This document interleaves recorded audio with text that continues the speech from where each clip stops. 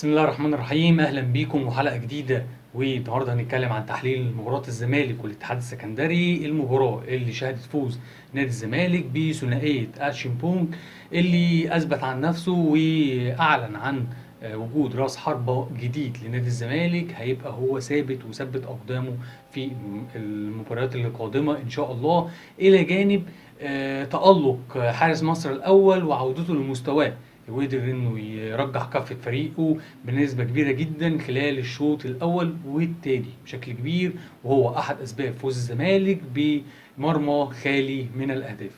خليكم معانا والتفاصيل.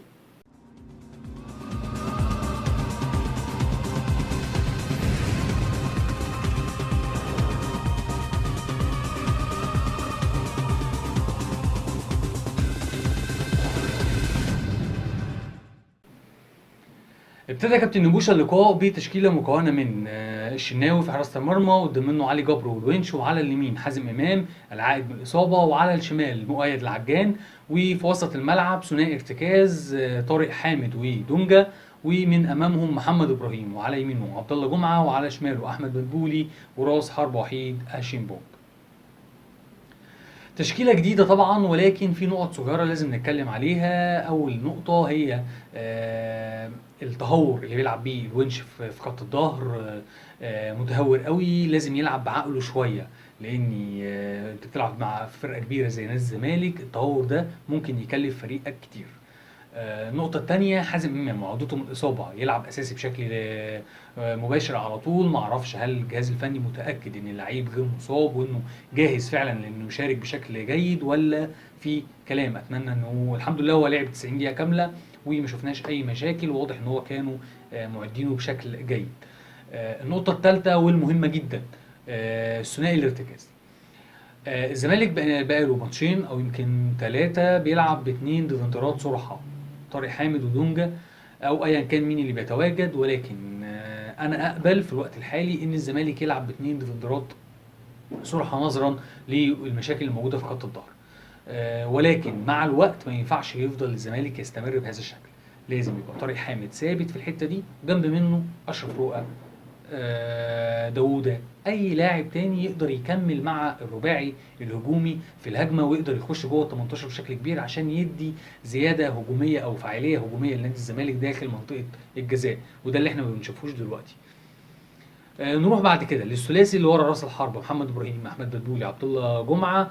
الثلاثي ده على ما اعتقد اول مباراه رسميه يلعبوها مع بعض، مش متفاهمين بشكل كبير.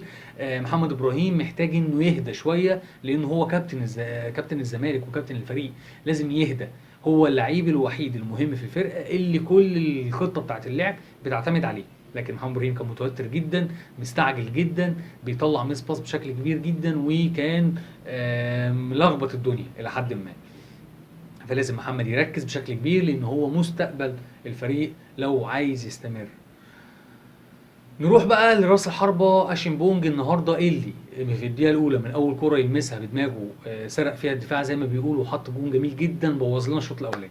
الجون ده جه بدري قوي، خلى الشوط الاولاني يبان سيء جدا من نادي الزمالك، وقدر الاتحاد يخش الماتش بعد 20 دقيقه تقريبا او بعد 15 دقيقه، قدر يخش في المباراه وكان ليه افضليه كبيره جدا في الشوط الاولاني. وقدرت هو برضو اللي احرز الهدف الثاني بشكل اكثر من رائع، وبيعبر عن نفسه بشكل كبير جدا، وهيكون هو راس حربة الزمالك في المباريات القادمه لحد ما يقدر حد يزحزحه من المكان ده. نروح للتغييرات. اول تغييره كانت اضطراريه بتاعت عبد الله جمعه ونزول يوسف اوباما. ولازم نقف عند يوسف اوباما شويه، لان في اللقطه بتاعه يوسف اوباما ومدبولي الاثنين دخلوا في الكوره دي، لقطه بصراحه ما حدش فينا يتمنى انه يشوفها، بالذات في فريق كبير زي فريق الزمالك.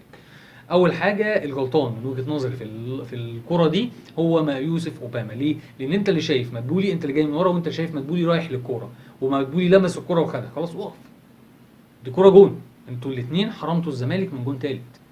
كاسونجو نزل وضيع انفراد ما ينفعش يضيع. في حاجه غريبه، كاسونجو مهاجم جيد جدا، وكاسونجو لازم يبقى ياخد بعض الوقت، لان هو اتظلم الفتره اللي فاتت طبعا كلنا عارفين.